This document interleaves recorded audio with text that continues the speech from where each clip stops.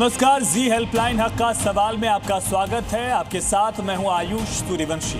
एक ऐसा शो जहां समस्याएं आपकी होती हैं और समाधान हम करवाते हैं, जहां की गई एक कॉल आपको आपका हक दिला सकती है। सबसे पहले दिखाएंगे आपको कैसे आसपास गंदगी एक इलाके के लोगों की परेशानी बन गई थी। बताएंगे जी हेल्पलाइन ने कैसे सुलझाई समस्या। उसके बाद दिखाएंगे आपको एक सड़क के लिए 15 सालों के संघर्ष की कहानी, जिसमें आखिरकार जी हेल्पलाइन के दखल के बाद समस्या दूर होने की उम्मीद जगी। तो बात सबसे पहले करेंगे गुजरात की। सफाई एक ऐसी बुनियादी जरूरत है जो ना हो तो कई बीमारियों का घर बनती है। सफाई के अपने इसी हक के लिए राजस्थान के एक इलाके के लिए 70 दिनों तक लोग सड़कों पर बैठे रहे, लेकिन सिस्टम को कोई फर्क नहीं पड़ा। शहर में कूड़े के ढेर लगते रहे, बदबू फैलती रही, गंदगी बढ़ती रही, लेकिन जिम्मेदार अधिकारी सिर्फ आश्वासन देते रहे। इसके बाद लोगों ने मदद मांगी जी हेल्पलाइन से। देखिए फिर उसके बाद क्या हुआ।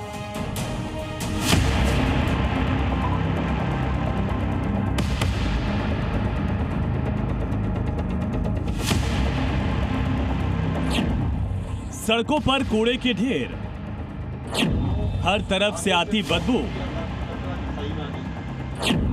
और चारों तरफ फैली गंदगी। ये हाल है राजस्थान के हनुमानगढ़ के इलाके का, जहां गंदगी के बीच लोग जीने को मजबूर हैं। मांग सफाई की है और गंदगी दूर करने की, लेकिन ये मांग ही प्रशासन के लिए मानो बहुत बड़ी मांग बन चुकी है। तभी तो हालात ये हो गए कि पिछले 70 दिनों से इलाके के लोग गंदगी के खिलाफ आक्रोश में थे, सड़क पर धरना दे रहे थे। धरने पर बैठे लोगों का आरोप था कि शहर की सफाई व्यवस्था पूरी तरह चरमरा चुकी है। जैसे नाले भरे पड़े हैं, 5 साल पहले 60 लाख के टेंडर हुए थे, तब भी नहीं हुआ। अब 21 लाख और 55,000 के टेंडर अभी हुए हैं नालों की सील्ड निकालने के, लेकिन वो ठेकेदार नालायक हैं। पहले भी भ्रष्टाचार कागजों में पूरे कर लिए थे, अब की भी कर रहे हैं।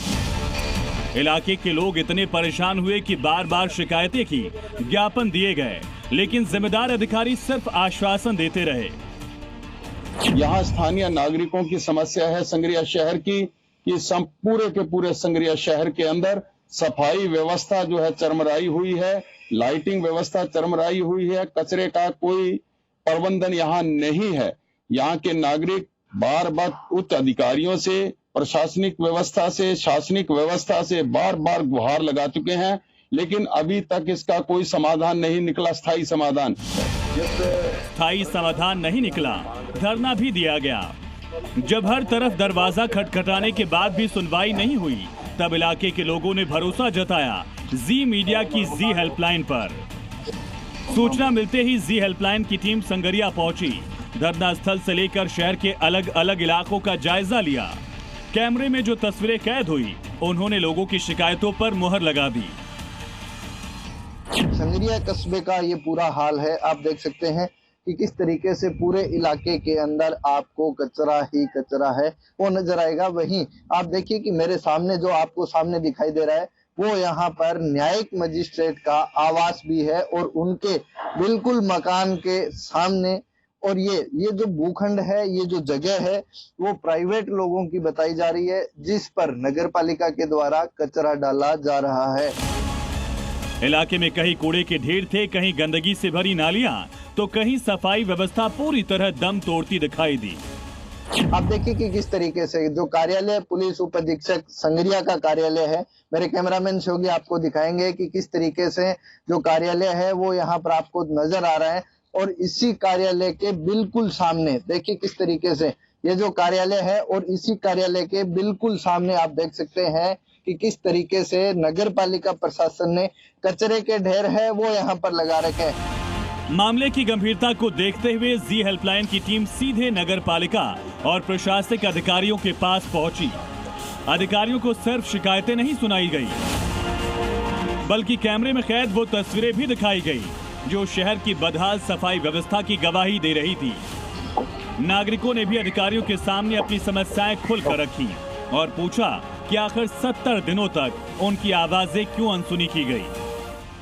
जी हेल्पलाइन के पहल के बाद आखिरकार प्रशासन हरकत में आया। धरने पर बैठे नागरिकों के साथ अधिकारियों की बैठक हुई। लोगों को भरोसा दिया गया कि सफाई व्यवस्था को सुधारने के लिए जल्द ठोस कदम उठाए जाएंगे और उनकी समस्याओं का स्थायी समाधान किया जाएगा। प्रशासन के आश्वासन के बाद करीब 70 दिनों से जारी धरना फिलहाल स्थगित कर दिया गया है। इसके साथ ही कचरे को तुरंत ही हटा भी दिया गया।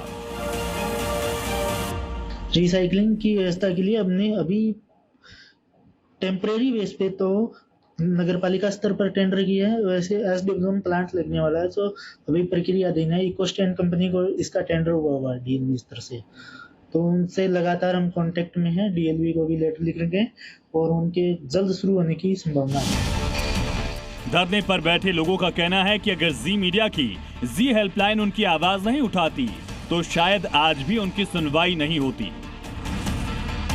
हम बहुत आभारी हैं पुनः जी हेल्पलाइन के, जिसके माध्यम से हमारी आवाज यहाँ के स्थानीय प्रशासन और शासन के कान खोलने में बड़ा कारगर भूमिका अदा करेगी।